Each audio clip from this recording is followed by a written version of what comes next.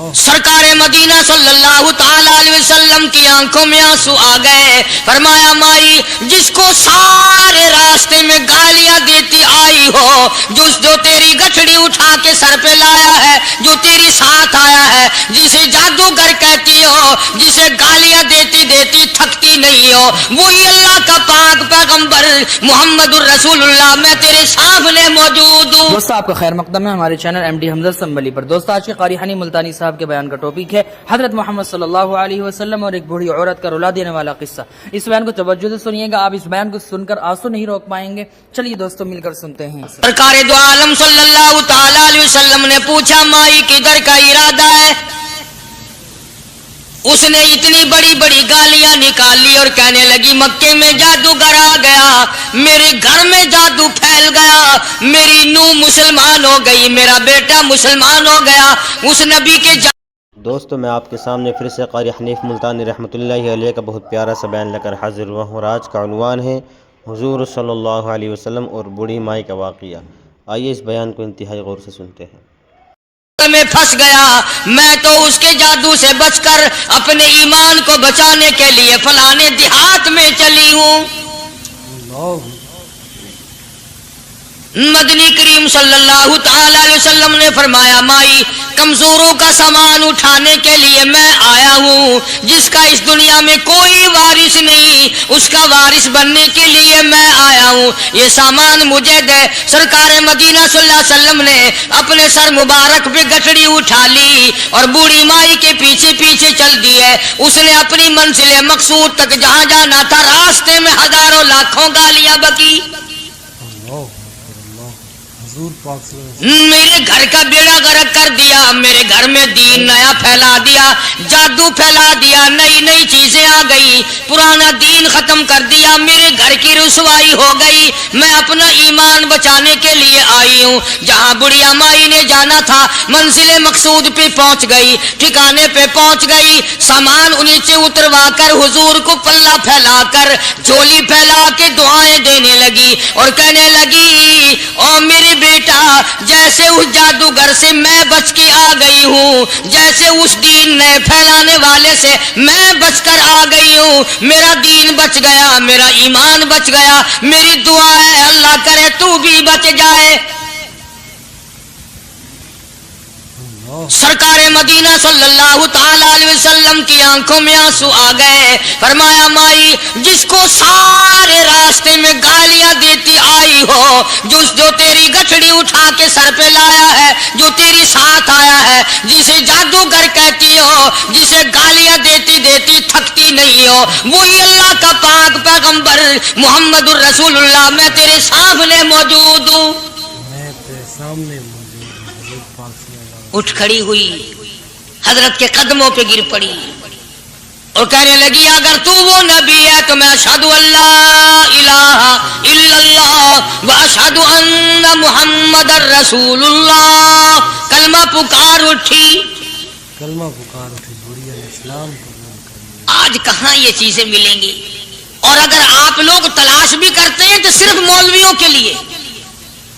جی اخلاق مولویوں کے اندر ہونا چاہیے, کردار مولویوں کے اندر ہونا چاہیے, پاک دامنی مولویوں کے اندر ہونی چاہیے, سچائی اور سچ بولنا صرف مولویوں کے لیے ہونا چاہیے. باقی لوگ سارے ہی لانتی ہو کے مرنے چاہیے جھوٹ بول بول کے. اور خدا کا دروازہ تو سب کے لیے برابر ہے. یہ تمہیں کس نے تعلیم دی کہ سچ بولے تو مولوی, اور حلال کھائے تو مولوی, اور پاک دامن رہے تو مولوی, زنا سے بچے تو مولوی, قتل سے بچے, تمہارے لیے سب کچھ جائز ہے. یہ ایک ذہن ہے پوری دنیا کے مسلمانوں کا کہ جی ہم تو عوام ہیں, ہمارا کیا ہے. مدنی کریم صلی اللہ علیہ وسلم کا دین بادشاہ کے لیے, وزیر کے لیے, پیر اور فقیر کے لیے, ایک مزدور اور ایک عام آدمی کے لیے, سب کے لیے اللہ کا دین برابر ہے. اس میں کسی کی لحاظ نہیں کہ بھئی اس کا تو یوں کر دیا جائے چلو کوئی بات نہیں, وہاں کوئی بات نہیں تو مسئلہ ہی نہیں. جتنے سانس لے رہے ہو, جتنے بھی سانس آ جا رہے ہیں, تمام ایک ایک سانس کا حساب و کتاب ہوگا. اسی لیے تو بزرگ فرماتے ہیں کہ ہر وقت اور ہر لمحہ موت کو اپنے سامنے رکھو، تیاری رکھو ہر وقت، جب بلاوا آئے کہ میں بھی تیار۔ اللہ والوں نے یہی تو تربیت کی۔ تم اللہ والوں کے قریب نہیں جاتے، فنکاروں اور ٹھگوں کے قریب جاتے ہو، نیک بندوں کے قریب بیٹھنا پسند نہیں کرتے۔ کیوں؟ اس لیے کہ نہ وہ تمہاری خوشامد کرے گا، نہ تمہارا وہاں جی لگے گا۔ چاپلوسی کرے گا لفنگا آدمی، چمچا گیری کرے گا نکما آدمی۔ اگر کسی کو دین ایمان اپنا بنانا ہے تو اس کے لیے کوشش کرنی پڑے گی۔ اللہ کی ہدایت کسی کے پیچھے دوڑی نہیں پھرتی، اللہ کی ہدایت کو آدمی کو خود تلاش کرنا پڑے گا۔ خدا کا جہنم اور خدا کی جنت دونوں چیزیں اس نے بنا دی اور اعلان کر دیا، فمن شاء فلیؤمن ومن شاء فلیکفر۔ جس کا دل چاہے ایمان اپناؤ، جس کا دل چاہے کفر اپناؤ، خدا کی خدائی میں کوئی فرق نہیں آتا۔ ساری دنیا اگر کفر سے بھر جائے تو خدا کی شان میں ایک ذرہ برابر فرق نہیں آتا، اور ساری دنیا اگر پارسار متقی پرہیزگاروں کی بن جائے تو خدا کی شان میں کوئی اضافہ نہیں ہوتا۔ یہ تو بندہ جو کچھ بھی کرتا ہے اپنے لیے کرتا ہے۔ بازار میں جاؤ، جس کے پلے پیسہ ہو وہ جو چاہے سودا خرید لے، بس یہی بات ہے۔ قیامت میں بازار لگے گا، جس کے پاس نیکیاں ہوگی جنت ملے گی، ورنہ لعنت کے دریا میں ڈوب کر جہنم میں جائے گا۔ کوئی کسی کو نہیں بلا سکتا۔ فرمایا اولئک الذین اشتروا الضلالۃ بالہدی، فرمایا یہ وہ لوگ ہیں جنہوں نے گمراہی ہدایت کے بدلے خرید لی۔ اللہ تعالیٰ نے ہدایت دی، قرآن دیا، ایمان دیا، دین دیا، اسلام دیا، مدنی کریم صلی اللہ علیہ وسلم کی عظمت ملی، محبت ملی، اللہ کے پاک پیغمبر نے سب کچھ حوالے کر دیا، اور آج اس کے بدلے میں گمراہی خرید لی۔ قرآن اعلان کرتا اولئک الذین اشتروا الضلالۃ بالہدی، یہ ہے وہ لوگ جنہوں نے گمراہی کے بدلے ہدایت کے بدلے گمراہی خریدی۔ اور قرآن کے الفاظ تو سنو، خدا تمہیں نصیب کرے۔ کس وقت خریدی؟ فرمایا فما ربحت تجارتهم وما كانوا مهتدين۔ ہدایت ملنے کے بعد، مسلمان کے گھر میں پیدا ہونے کے بعد، مسلمان کہلانے کے بعد، ایماندار کہلانے کے بعد، اتنی بدعملی، اتنی بدتمیزی، اتنا گناہ کیا کہ مرتے وقت ادھر دم نکلا، ادھر جہنم میں پھینک دیا گیا۔ ایک صحابی نے عرض کر دیا، یا رسول اللہ صلی اللہ تعالی علیہ وسلم، فرمایا عرض کیا قیامت کب آئے گی؟ قیامت کب آئے گی؟ اللہ اللہ اللہ، یہ پوچھنا بھی صحابی کے بس کی بات تھی، اور اللہ کے نبی نے پتہ پھر کیا جواب دیا؟ فرمایا قیامت کا جو پوچھ رہے ہو کیا تیاری کر رکھی ہے؟ یعنی یہ نہیں فرمایا کہ فلاں دن فلاں وقت یہ، اور کسی نے پوچھ جو لیا متا سا کالی کملی والے قیامت کب آئے گی؟ فرمایا کیوں، کیا تیاری کر رکھی ہے؟ کیا تیاری کر رکھی ہے؟ پوچھ جو رہے ہو۔ وہ بھی شاگرد کالی کملی والے کا تھا صلی اللہ علیہ وسلم، پوچھ تو بیٹھا، مرید حضور کا ہے، مقتدی حضور کا ہے، دیدار پیغمبر خدا صلی اللہ علیہ وسلم کا کرتا ہے، فوراً سنبھلا۔ اس نے پوچھا نا قیامت کب آئے گی؟ اللہ کے نبی نے جلال میں فرمایا کیا تیاری کر رکھی ہے؟ سارے کون ہے سبحان اللہ؟ صحابی ایسا سنبھلا، کہنے لگا آقا میرے پاس تیری محبت کے سوا اور کیا ہے؟ اللہ اللہ، کیا جواب دیا؟ کہتا آقا میرے پاس تیری محبت کے سوا اور کیا ہے؟ میرے پاس تیری محبت کے سوا کیا ہے؟ کیا خوبصورت جواب۔ تم جیسا ہوتا تو کئی روزوں کا سہارا لگاتا، کوئی نمازوں کی بات کر کے کھو دیتا، کوئی سخاوت کی بات کر کے کھو دیتا. کیا جواب دیا ہے صحابی نے؟ تمہارے میرے دماغ میں بھی کبھی نہیں آیا ہوگا ساری عمر میں. کہتا کالی کملی والے میرے پلے تیری محبت کے سوا اور کیا ہے؟ صحابہ کہتے ہیں حضور صلی اللہ علیہ وسلم نے جو یہ الفاظ سنے مسکرا دی. آج ہمارے پلے کیا تیاری؟ رات دن قرآن کہتا ہے تیاری کرو تیاری کرو. وقت آیا وقت آیا آیا وقت، قیامت آئی موت آیا وقت، لیکن پھر بھی کوئی تیاری نہیں. اس لیے قرآن کریم للکار للکار کی کہتا ہے قل متاع الدنیا قلیل. دنیا بہت تھوڑے دنوں کا سودا ہے، سمجھ لو. صبح آئی کہ نہ آئی، شام آئی کہ نہ آئی، آیا وقت. قرآن کریم نے ہر ممکن طریقے سے مسلمانوں کی تمام زندگی کے شعبہ جات کو پورا کرنے کے لیے لاہ عمل دیا. میں ایک رخ آپ کو آج دینا چاہتا تھا، اور وہ یہ کہ نبی پاک صلی اللہ تعالی علیہ وسلم نے اس امت کے سامنے کس قسم کے نمونے نہیں رکھے. اخلاق و کردار میں سے کون سی بات حضور صلی اللہ علیہ وسلم نے چھوڑی؟ ہم اپنا پیٹ پہلے بھرتے ہیں، دوسرے کے لیے اگر سوچتے بھی ہیں تو وہ بھی بعد میں. یہاں معاملہ کچھ اور ہے. غزوہ خندق کا زمانہ ہے، مسلمانوں پہ بڑی تنگی اور بڑی پریشانی کا وقت ہے. یہاں تک کہ صحابہ کرام رضوان اللہ تعالی علیہم اجمعین کی جماعت کہتی ہے کہ حضور صلی اللہ علیہ وسلم کو صحابہ کرام نے دیکھا. ایک صحابی آپ کے سامنے حضور کے سامنے آیا اور اس نے اپنا کرتا اپنے پیٹ سے اٹھایا. اس نے بھوک کی وجہ سے اپنے پیٹ پہ ایک پتھر باندھا ہوا تھا. صحابہ کرام دیکھ رہے تھے.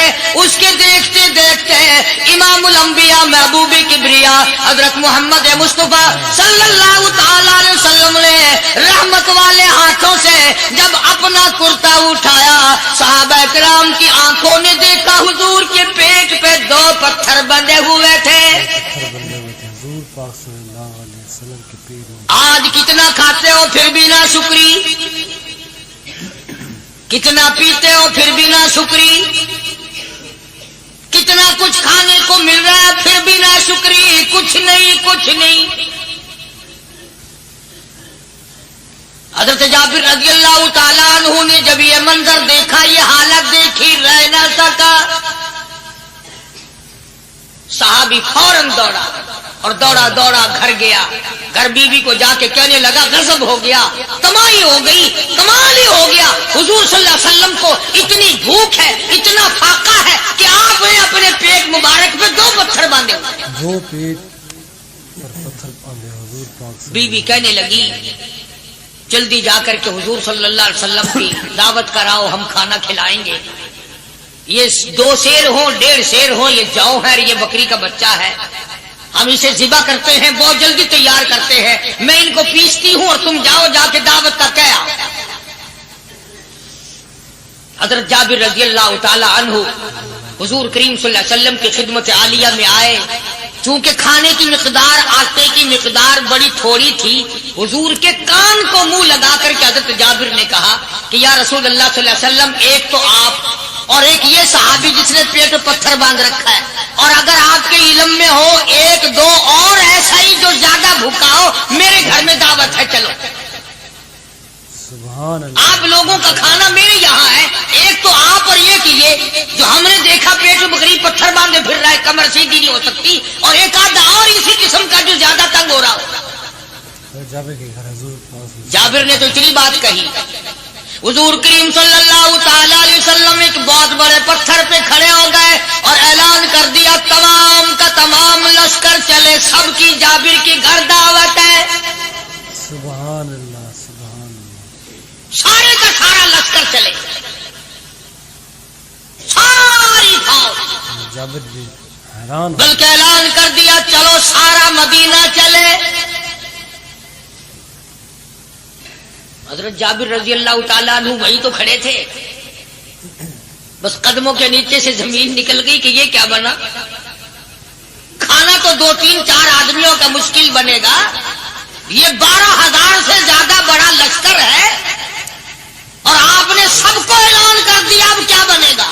سب کو اعلان کر دیا حضور پاک صلی اللہ علیہ وسلم کے. حضرت جابر دوڑے دوڑے پریشانی کے عالم میں گھر گئے. گھر والی کو کہنے لگے کہ کام خراب ہو گیا. بیوی کہنے لگی کیوں؟ انہوں نے کہا میں نے تو اللہ کی بندی ایک تو حضرت کی دعوت کی تھی اور ایک وہ دوسرا جو پیٹ پتھر باندھے ہوئے آیا تھا، اور میں نے عرض کیا تھا کہ 1-2 اور اسی طرح کا جو زیادہ تنگ ہو رہا وہ دعوت ہے. حضور نے تو سارے لشکر کو اعلان کر دیا کہ چلو جابر کے گھر دعوت ہے. سبحان اللہ. کبھی کبھی عورتیں بھی ایسی بات کر دیتی ہیں جو مردوں کو نہیں آتی، مگر وہ اس زمانے میں عورتیں بھی کہاں. اب تو تلی لگانے والی تو ہیں، ماچس لگانے والی، جلتی پہ تیل چھڑکنے والی ہیں. تو کوئی مرد ہے وہ اتنی بات کہے یا تو بیٹھا سنتا رہا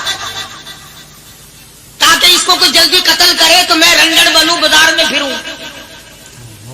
دیر نہیں لگاتی، آگ لگاتی.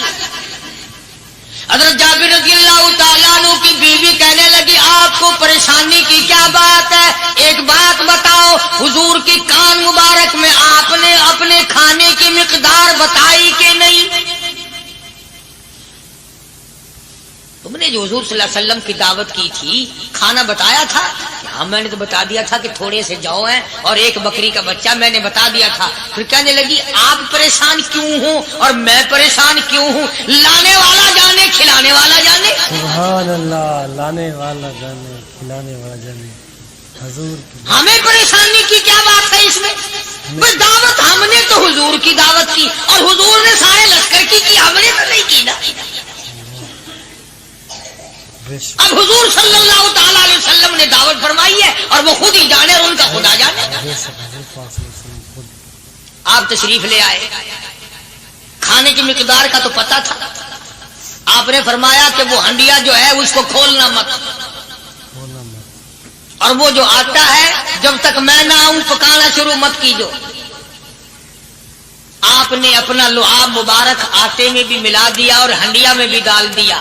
اس کے بعد پکانا اور کھلانا شروع کیا گیا. علماء کرام نے لکھا ہے 12,000 کا لشکر بھی کھا گیا، کھانا جتنا تھا اتنا ہی باقی. سبحان اللہ. سارے کا سارا لشکر کھا گیا، سارا مدینہ کھا گیا. اب یہاں سے یہ ہمارے زمانے کے جو مردوں کے کفن اتارنے والے لوگ ہیں وہ ختم کا ثبوت نکالتے ہیں یہاں سے کہ حضور صلی اللہ علیہ وسلم نے ختم دیا تو 12,000 آدمیوں نے کھا لیا. چلو ہم بھی مانتے ہیں آج یہ ختم دے کر ایک کا کھانا 2 کو تو کھلا کے دکھائے. ارے وہ تو معجزہ ہے محمد عربی صلی اللہ تعالی علیہ وسلم کا، اور وہ تو آپ کے لعاب مبارک کی برکت ہے، آپ کی دعا کی برکت ہے. بے شک حضور پاک صلی اللہ علیہ وسلم کی. یہ تمہیں کس نے بتایا کہ حضور صلی اللہ علیہ وسلم نے جابر کے کھانے پہ بیٹھ کر ختم پڑا تھا؟ حضور پاک صلی اللہ علیہ وسلم کا جو ہے یہ تو معجزہ ہے محمد عربی صلی اللہ تعالی علیہ وسلم کا، اور اللہ پاک نے نبی کے ہاتھ پر ہزاروں نہیں لاکھوں معجزات کا اظہار فرمایا. بے شک معجزہ ہے حضور پاک صلی اللہ علیہ وسلم. تو یہاں سے غلط چیزوں کا اجرا کرنا آگے آپ لوگوں نے سنے ہو. اور پھر وہ ختم ہو گئے، پھر حضور تشریف لائے اور انہوں نے ان دونوں بچوں کو مردوں کو چھپا کے رکھ دیا. جب بچوں کو لایا گیا تو مردے تھے. حضور نے بچوں کو فرمایا تم زندہ ہو جاؤ. وہ کہنے لگے جب تک ہماری بکری کا بچہ زندہ نہ ہو ہم زندہ نہیں ہوتے. وہ ہڈیاں جوڑی، حضور نے بکری زندہ کری جب وہ بچے کھڑے ہوئے. قرآن پھانسی دیتا ہے، افسانہ بنا کر پیش کرو نا وہ بڑا جلدی مانتے ہیں. امام الانبیاء محبوب کبریا حضرت محمد مصطفیٰ صلی اللہ تعالی علیہ وسلم کا قرآن کریم نے اسی جنگ میں، اسی جہاد میں ایک واقعہ پیش فرما دیا. سبحان اللہ. اس واقعے سے پہلے پتہ کیا ہوا؟ حضرات صحابہ کرام رضوان اللہ تعالی علیہ مجمعین کے ہاتھوں سرکار دو عالم صلی اللہ علیہ وسلم بھی ساتھ تھے. کافروں کا ایک بہت بڑا بہادر پہلوان مارا گیا. سبحان یہ جو غزوہ خندق ہے جس کو غزوہ احزاب کہتے ہیں، قرآن میں ذکر ہے اس کا، ویسے کوئی بات بنا کے نہیں کہہ رہا ہوں، یعنی یوں سمجھو اب میں سورت احزاب کے تیسرے رکوع کا آخری آیتوں کا ترجمہ کر رہا ہوں، اور یہ اتنا مشکل وقت پڑا تھا صحابہ پہ، ایک تو گرمی سخت تھی، اور چاروں طرف سے جن یہودیوں نے عہد و پیمان کر رکھا تھا حضور صلی اللہ علیہ وسلم سے، انہوں نے بدعہدی کر دی، وہ سارے کے سارے صحابہ پہ یکدم ٹوٹ پڑے، صحابہ بیچ میں آ گئے میدان میں، نہ پانی نہ کھانا نہ روٹی نہ جوتی نہ کپڑا نہ اسلحہ نہ لینا نہ دینا، بلکہ یوں لکھا علماء نے کئی کئی دن ہو گئے پانی کی بوند نہ ملی، اللہ بون نہ ملی پانی کی. اور صحابہ غش کھا کھا کر کے گر گئے اور شہید پہ شہید ہو گئے. بے شک لیکن قربان جاؤں، یہ قرآن اللہ کا تمہارے سامنے آج بھی موجود ہے، اسے پڑھ کے دیکھو. کبھی کسی صحابی نے ایسے وقت میں بھی یہ بات نہ کہی نبی صلی اللہ علیہ وسلم کو، یوں بھی تو نہیں کہا کہ اللہ کے نبی پہلے کچھ تیاری تو کیا کرو، یوں ہی خام خواہ کے مرا دیتے ہو بندے، پہلے موقع تو دیکھا کریں آپ ہو کیا رہا ہے، یوں ہی لوگ بھوکے پیاسے مر گئے. نہیں، اتنی ثابت قدمی اور اتنا ایمان تھا، اتنا جذبہ تھا، حضور کی ذات پر اتنا یقین تھا صحابہ کو کہ آج اس دنیا میں جتنا یقین ایک صحابی کو تھا، اربوں خربوں مسلمان مل کر بھی ایک صحابی کے برابر یقین پیدا نہیں کر سکتے. سبحان اللہ سبحان اللہ، کیا بات ہے.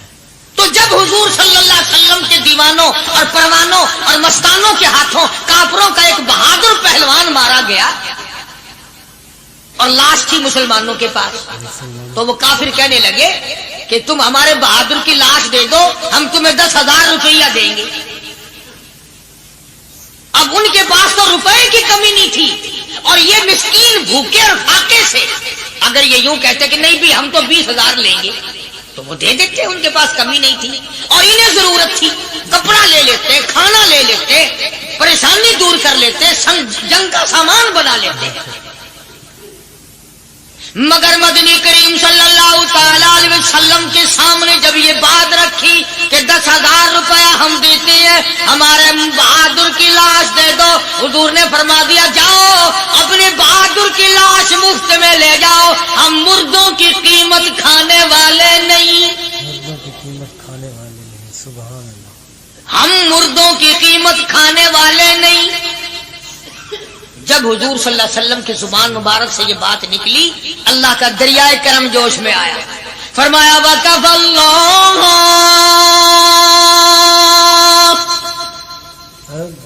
اللَّهُ الْمُؤْمِنِينَ الْقِتَالَ. فرمایا میرے نبی اب آپ اطمینان رکھیں، کوئی ضرورت نہیں، اب میں تیرا خدا خود ان سے جنگ کروں گا، اب میں لڑوں گا ان سے. اور اس کے بعد اللہ تعالیٰ نے یہ برکت دی کہ ایک آدمی یا 2 آدمیوں کا کھانا اللہ تعالیٰ نے 12,000 کو کھلایا. سبحان اللہ. 2 آدمیوں کا کھانا. تو ان چیزوں سے معجزات کا ظہور ہوتا ہے. اور حضور کریم صلی اللہ تعالی وسلم کے تو اتنے معجزات اللہ پاک نے ہمارے نبی صلی اللہ علیہ وسلم کو دیے کہ ہم سب کی زندگی ختم ہو سکتی ہے مگر سرکار کے معجزات ختم نہیں ہو سکتے. بے شک بے شک. سبحان اللہ. سرکار کی حضرت ابو ہریرہ رضی اللہ تعالیٰ عنہ فرماتے ہیں کہ میں مسجد نبوی کے دروازے پہ پڑا تھا، بھوک نے مجھے اٹھنے نہ دیا، مجھے اتنی بھوک لگی، کئی دن کا فاقہ ہو گیا، میں کھڑا نہیں ہو سکتا تھا. تو میں نے جناب صدیق اکبر رضی اللہ تعالیٰ عنہ سے مسئلہ پوچھنے کا بہانہ بنا کے بلایا کہ شاید یہی مجھے اپنے ساتھ لے چلیں. تو وہ بھی مسئلے کا جواب دے کر چلے گئے. ابو ہریرہ کہتے ہیں میرا یقین ہوا کہ ان کے گھر بھی کچھ نہیں.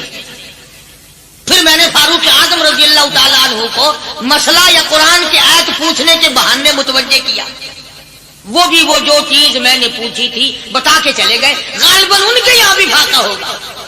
ابو ہریرہ رضی اللہ تعالیٰ عنہ کہتے ہیں پھر آئے حضور صلی اللہ علیہ وسلم تشریف لائے، تو میں نے مسئلہ پوچھنے کے بہانے سے حضور کو اپنی طرف متوجہ کیا. ابو ہریرہ کہتے ہیں حضور مسکرائے اور میرا مطلب سمجھ گئے.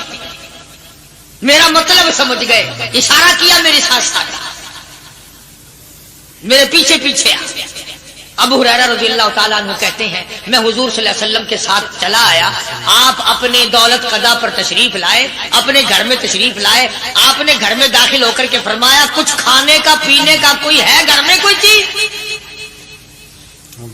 جواب ملا ہاں ایک دودھ کا پیالہ ہے، ہدیہ آیا کہیں سے، آپ کے لیے ہدیہ دیا کسی نے، دودھ کا پیالہ منگوا لیا۔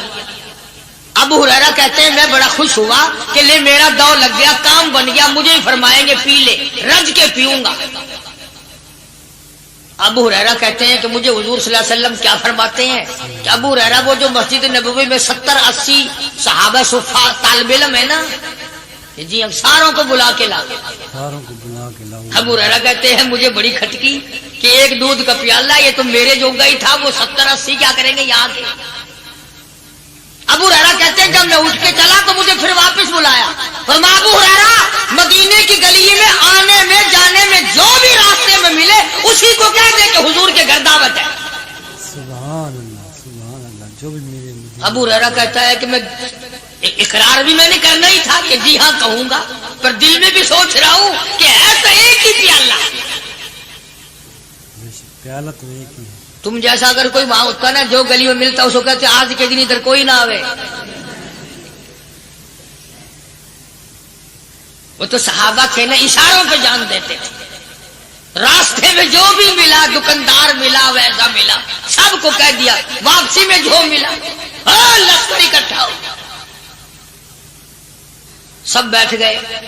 ابو ہریرہ رضی اللہ تعالیٰ عنہ کہتے ہیں اب میں نے دل میں ایک پروگرام بنایا، مجھے عادت شریفہ کا پتہ تھا کہ دائیں طرف سے شروع فرمایا کرتے تھے کوئی چیز تقسیم کرنا یا کھلانا یا پلانا، میں نے دل میں پروگرام بنایا کہ دائیں طرف شروع میں بیٹھ جاؤں گا، آگے بچے یا نہ بچے میں تو دو لگاؤں گا نا اپنا پہلے، سبحان اللہ، میرا نمبر تو لگ ہی جائے گا۔